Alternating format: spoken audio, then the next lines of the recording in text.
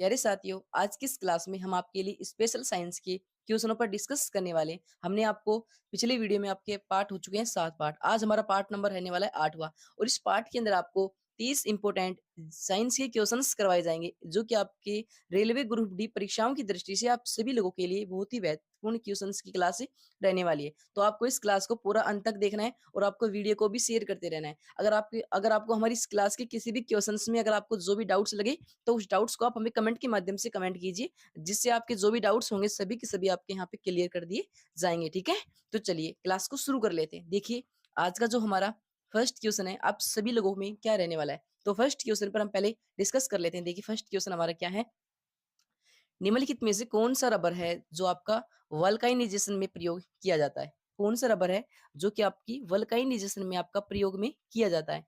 तो कौन सा रबर हो जाएगा, तो ये आपका हो जाएगा एस। कौन सा हो जाएगा आपका एस। ठीक है, तो इस क्वेश्चन का राइट आंसर आपका हो जाएगा ऑप्शन नंबर सी। ठीक है, चलिए नेक्स्ट क्वेश्चन पर चलते हैं। देखिए, बहुत ही अच्छा क्वेश्चन, नेक्स्ट क्वेश्चन आपका कि आंख के किस भाग पर वस्तु का प्रतिबिंब बनता है। जो हमारी आंखें होती है, कौन सा भाग है हमारा आंख का जो वस्तु को क्या करता है, प्रतिबिंब बनाता है। इस वजह से हमें वस्तु दिखाई देती है। तो कौन सा भाग हो जाएगा आंख का, तो ये हमारा हो जाएगा दृष्टि पटल।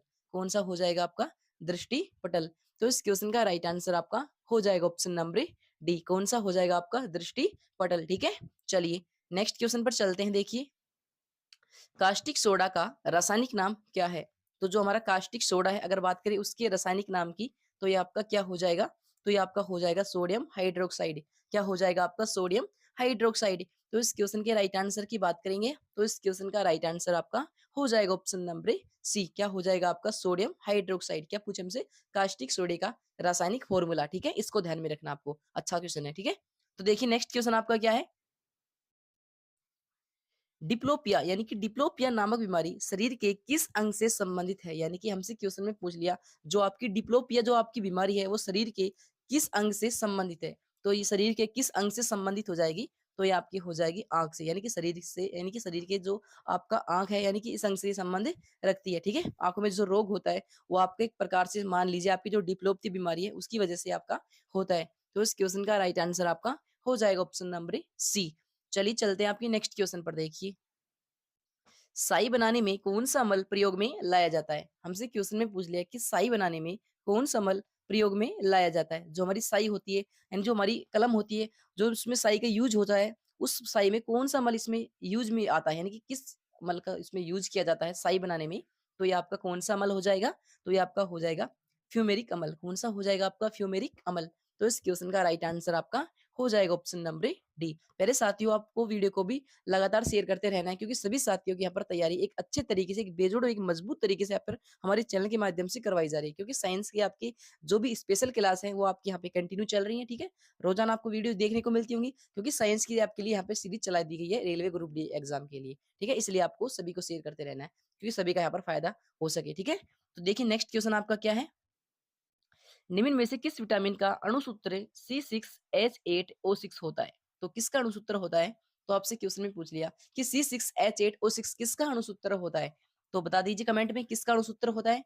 तो ये आपका किसका होता है, विटामिन सी का। ठीक है, अगर बात करें विटामिन सी की कमी से कौन सी बीमारी होती है, यानी विटामिन सी की कमी से क्या होता है, तो ये आपकी हो जाएगी स्कर्वी। क्या होती है आपकी स्कर्वी। अगर बात करें विटामिन डी कमी से आपका हो जाएगा रिकेट्स। विटामिन ए की बात करें तो ये आपका हो जाएगा रतौंधी, यानी कि आपको रात्रि में दिखाई नहीं देता। ठीक है, इनको भी आपको ध्यान में रखना है, छोटी छोटी चीजें। ठीक है, तो नेक्स्ट क्वेश्चन आपका देखिए, इटाई इटाई रोग मानव शरीर के किस तत्व की अधिकता से होता है। तो जो आपका इटाई इटाई रोग है वो मानव शरीर के किस तत्व की अधिकता से होता है। तो किसकी अधिकता से होता है, तो ये आपका होता है मेरे प्यारे साथियों कैडमियम की अधिकता से। किसकी अधिकता से होता है, आपका कैडमियम की अधिकता से। तो इस क्वेश्चन का राइट आंसर आपका हो जाएगा ऑप्शन नंबर ए।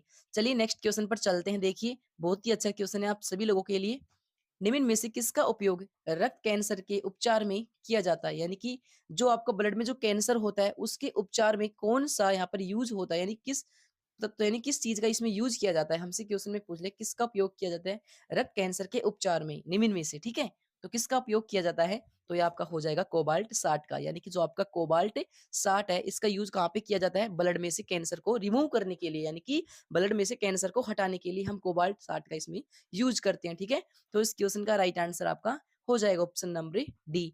चलिए नेक्स्ट क्वेश्चन पर चलते हैं। देखिए, डॉक्टर हरगोविंद खुराना को निम्न में से किस कार्य के लिए नोबेल पुरस्कार प्रदान किया गया था? तो किस कार्य के लिए नोबेल पुरस्कार प्रदान किया गया था हमारे गोविंद खुराना जी को? तो ये आपका किया गया जेनेटिक्स कोड के लिए। किसके लिए किया गया? आपका जेनेटिक्स कोड के लिए। तो इस क्वेश्चन का राइट आंसर आपका हो जाएगा ऑप्शन नंबर बी।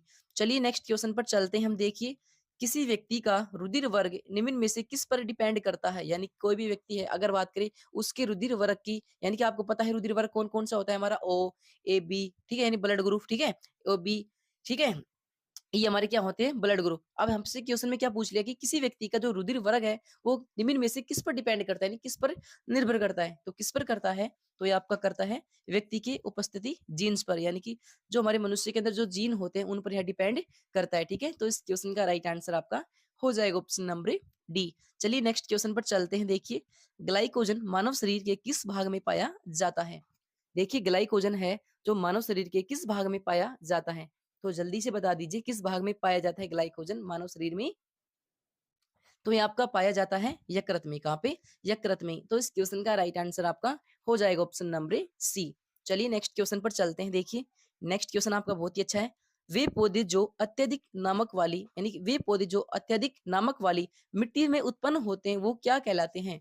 तो क्या कहलाते हैं? तो ये आपके हो जाएंगे हेलोफाइटा। क्या कहलाते हैं आपके? हेलोफाइटा। तो इस क्वेश्चन का राइट आंसर आपका हो जाएगा ऑप्शन नंबर डी। ठीक है, चलिए नेक्स्ट क्वेश्चन पर चलते हैं। देखिए, बहुत ही अच्छे क्वेश्चंस आपको यहाँ पर करवाए जा रहे हैं, तो आपको वीडियो को अंत तक देखना है। ठीक है, वीडियो में आपको बने रहना है। तो देखिए नेक्स्ट क्वेश्चन आपका, निम्न में से कौन सी ग्रंथि है जो वृद्धावस्था में लुप्त हो जाती है? हमसे पूछ लिया कि ऐसी कौन सी ग्रंथि है जो वृद्ध अवस्था में क्या हो जाती है? लुप्त, यानी कि गायब हो जाती है। तो कौन सी ग्रंथि हो जाएगी? तो ये आपकी हो जाएगी थाइमस ग्रंथि। ठीक है, तो इस क्वेश्चन का राइट आंसर आपका हो जाएगा ऑप्शन नंबर बी। चलिए नेक्स्ट क्वेश्चन पर चलते हैं। देखिए, गाय और भैंस के थनों से दूध उतारने के लिए किस हार्मोन की सुई लगाई जाती है? सभी को पता होगा, बहुत ही अच्छा क्वेश्चन है। मैंने आपको पिछली क्लासों में भी करवा दिया है। ये क्वेश्चन आपको ध्यान में हो तो, अगर आपने हमारी पिछली क्लास देखी हो तो देखिए, गाय और भैंस के थनों से दूध उतारने के लिए किस हार्मोन की सुई लगाई जाती है? अगर बात करें हमारे गाँव की भाषा में, जैसे बोलते हैं ना, भैंस की सुई लगाने से भैंस पाउच आती है, यानी कि कौन सी सुई लगाई जाती है गाय और भैंस के थनों से दूध उतारने के लिए? तो ये आपकी लगाई जाती है कौन सी? आपकी ऑक्सीटोनिन की। कौन सी लगाई जाती है? आपकी ऑक्सीटोनिन। तो इस क्वेश्चन का राइट आंसर आपका हो जाएगा ऑप्शन नंबर ए। चलिए नेक्स्ट क्वेश्चन पर चलते हैं। देखिए,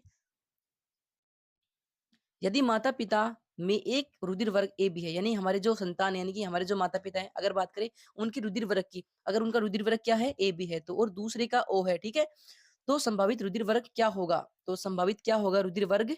तो क्या हो जाएगा आपका? ये ए और बी, ए या बी, यानी कि ए और या बी इनका हो सकता है, यानी संभावित, संभावना की जा सकती है। ठीक है, बिल्कुल हम प्रॉपर नहीं कह सकते इनको, यानी कि ए और बी इसका राइट आंसर आपका हो जाएगा। चलिए नेक्स्ट क्वेश्चन पर चलते हैं। देखिए, निम्नलिखित में से किस कोशिका से इंसुलिन स्रावित होता है? यानी किस कोशिका से इंसुलिन स्रावित होता है?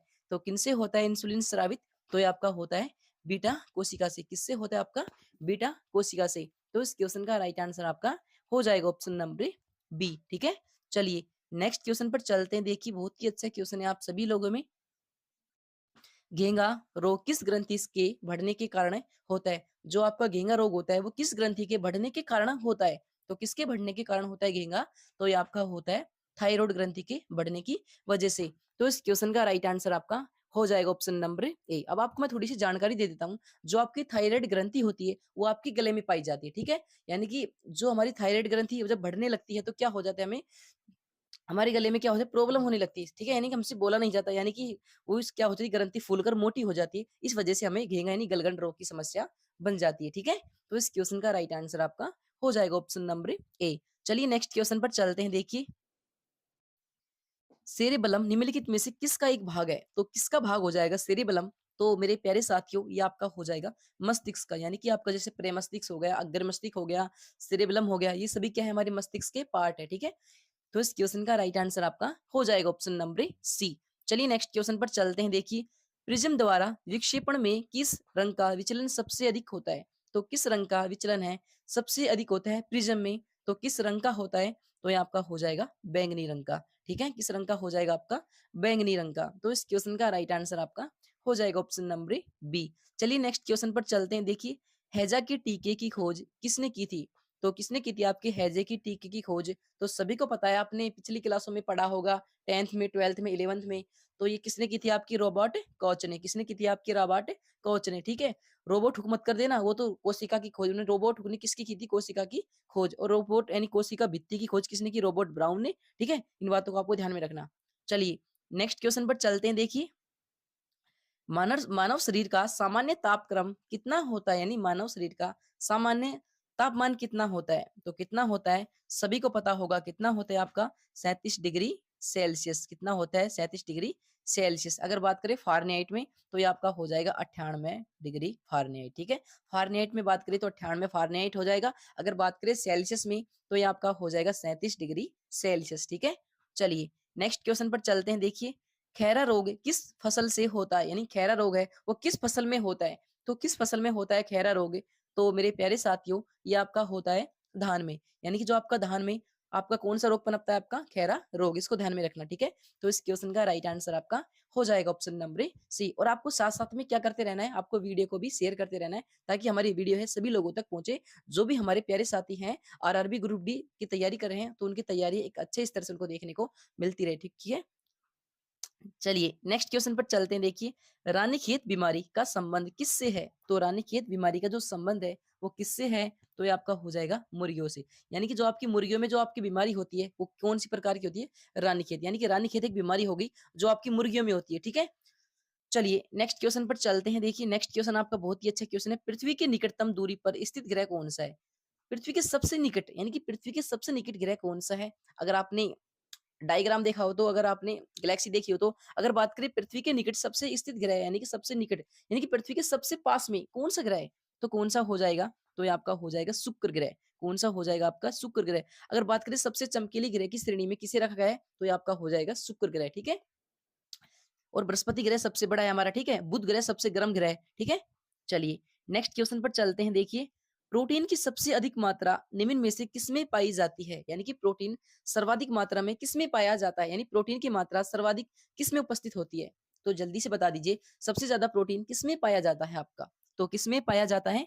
तो सबसे ज्यादा प्रोटीन की मात्रा आपकी सोयाबीन में उपस्थित होती है। तो इस क्वेश्चन का राइट आंसर आपका हो जाएगा ऑप्शन नंबर बी। चलिए नेक्स्ट क्वेश्चन पर चलते हैं। देखिए, नेक्स्ट क्वेश्चन आपका क्या है?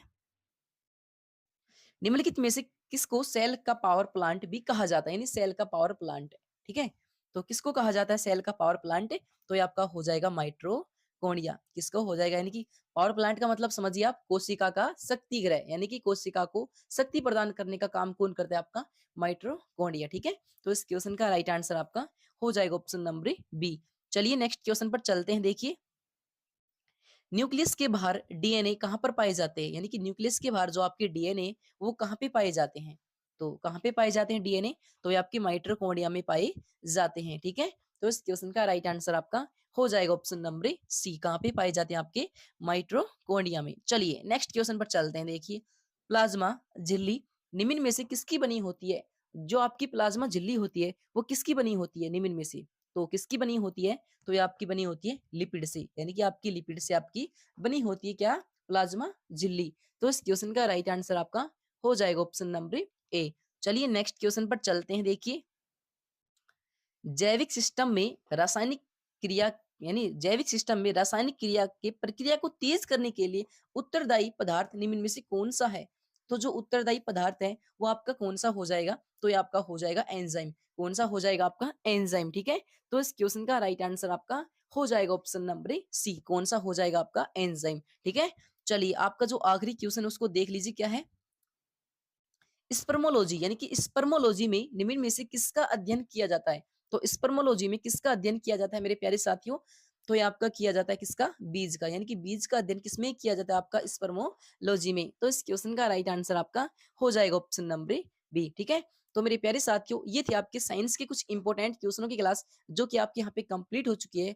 आई होप आपको यहाँ पर क्लास में जो भी मैंने क्वेश्चंस करवाए हैं, ये सभी क्वेश्चंस आपको अच्छे लगे होंगे और आपको समझ में भी आए होंगे। अगर आपको ये क्लास के क्वेश्चंस आपको सभी को समझ में आए हैं, तो इस क्लास को शेयर कर दीजिए, ताकि सभी साथियों तक हमारी पहुंचे। जो भी हमारे प्यारे साथी रेलवे आरआरबी ग्रुप डी परीक्षाओं की तैयारी कर रहे हैं, तो उनकी तैयारी एक अच्छे स्तर, एक बेहतरीन तरीके से उनको देखने को मिलती रहे। तो हम मिलते हैं किसी नेक्स्ट किसी अन्य क्लास में। जब तक के लिए जय हिंद, जय भारत।